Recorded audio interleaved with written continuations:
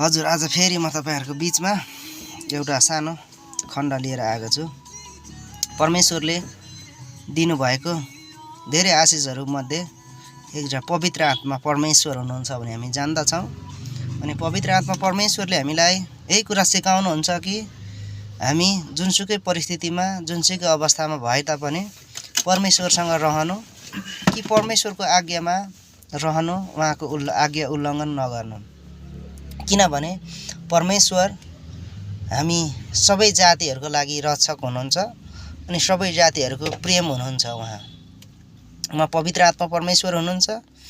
उहाँले तपाई र म सबै जनाको रक्षा गर्नुहुन्छ अनि उहाँ जहिले पनि चाहनुहुन्छ कि शुद्धता, नम्रता र धैर्यता सहितको जीवनशैली जिएको पवित्र आत्मा परमेश्वर यही चाहनुहुन्छ।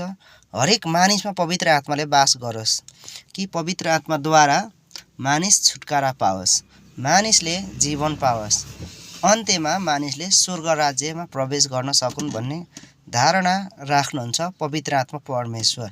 तपाई र मलाई सबैजनालाई एउटा सबल अनि सक्षम व्यक्तित्व बनाउनलाई परमेश्वर जहिले पनि उत्साहित हुनुहुन्छ।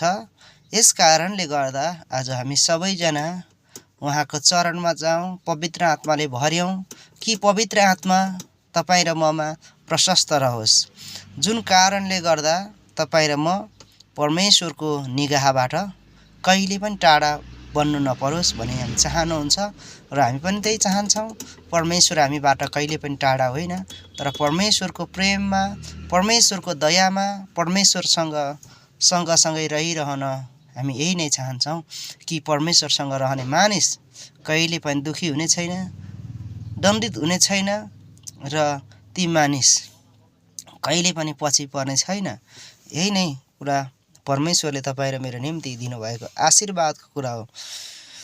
विशेष त परमेश्वरले दिनुभएको पवित्र आत्माको यो केही फलको विषय अनि केही सिकाइहरु मैले छोटो समरी रूपमा राख्न पाएँ। अनि हामी सबैजनालाई यो समय फेरि पनि परमेश्वरले आशिष गर्नुभएको होस्।